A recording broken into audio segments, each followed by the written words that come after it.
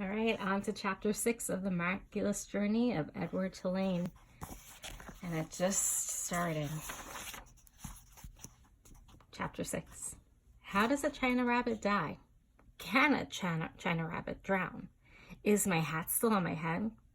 These were the questions that Edward asked himself as he went sailing out over the blue sea. The sun was high in the sky, and from what seemed to be a very long way away, Edward heard Aileen calling his name. "Edward!" she shouted. "Come back!" Come back? Of all the ridiculous things to shout, thought Edward. As he tumbled, ears over tail, through the air, he managed to catch one last glimpse of Aileen. So, there he is. There's the ship. She was standing on the deck of the ship, holding on to the railing with one hand. In her other hand was a lamp. No, it was a bowl of fire. No, Edward realized it was his gold pocket watch that Aileen held in her hand. She was holding it up high, and it was reflecting the light of the sun. My pocket watch, he thought. I need that. And then Aileen disappeared from view, and the rabbit hit the water with such tremendous force that his hat blew off his head.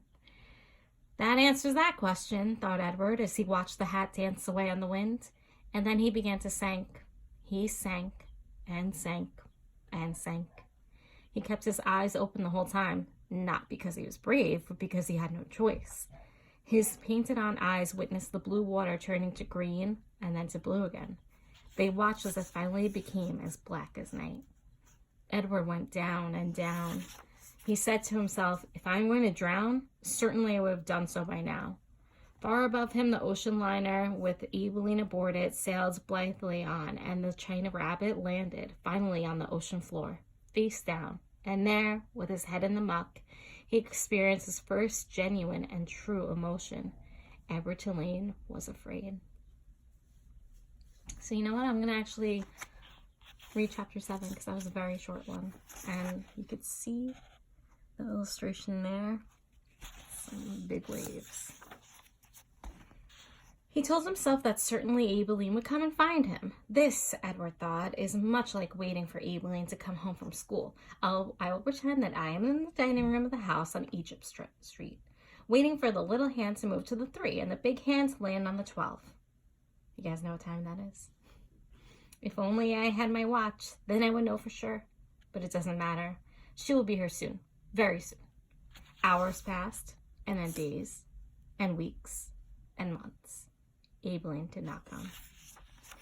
Edward, for lack of anything better to do, began to think. He thought about the stars. He remembered what they looked like from his bedroom window.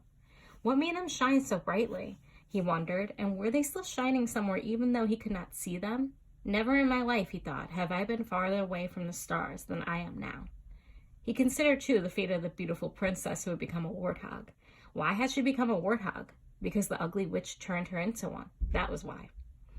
And then the rabbit thought about Pellegrina. He felt in some way that he could not explain to himself that she was responsible for what had happened to him. It was almost as if it was she, and not the boys who had thrown Edward overboard. She was like the witch of the story. No, she was the witch in the story. True, she did not turn him into a warthog, but just the same, she was punishing him, although for what he could not say.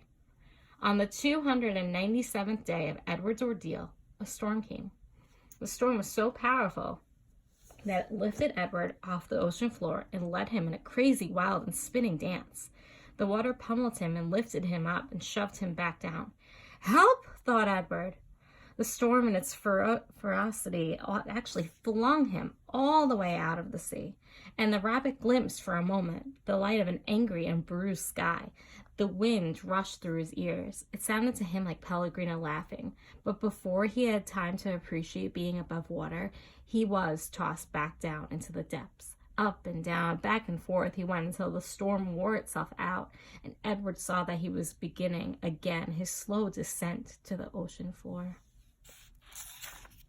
Oh, help me, he thought. I can't go back there. Help me. But still, down he went.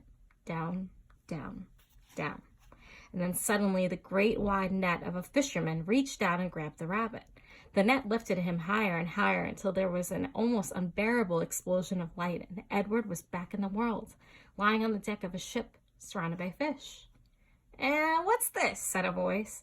"Ain't no fish," said another voice, "that's for sure." The light was so brilliant that it was hard for Edward to see, but finally shapes appeared out of the light, and then faces. Edward realized that he was looking up at two men, one young and one old.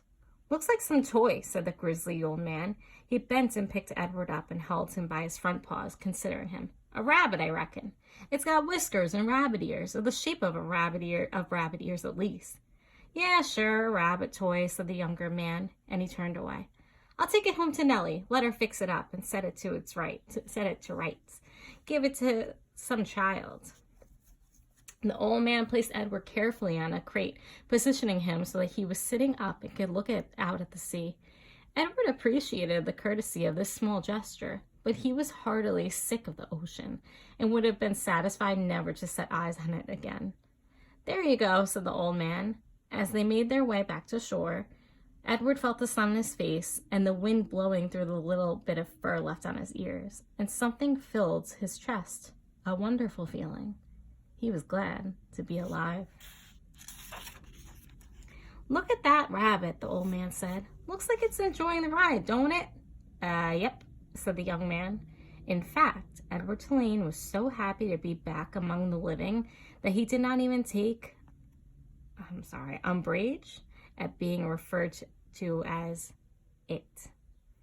There's even some words in here that Miss Antonella is unsure of. I'm going to have to look that one up. But, so begins the journey for Edward Tulane. And I just want to see if I could do this. Look at him. He looks quite different than he did. Let's see. Where's the picture of Edward Tulane? Then, now he's got all seaweed and everything in him. And there, you guys know I like seeing some photos, or illustrations, I should say. And there's the fisherman. All right, guys. So I'll post both these, and then tomorrow I'll be reading chapter 8 for you. I'll see you then. Bye-bye.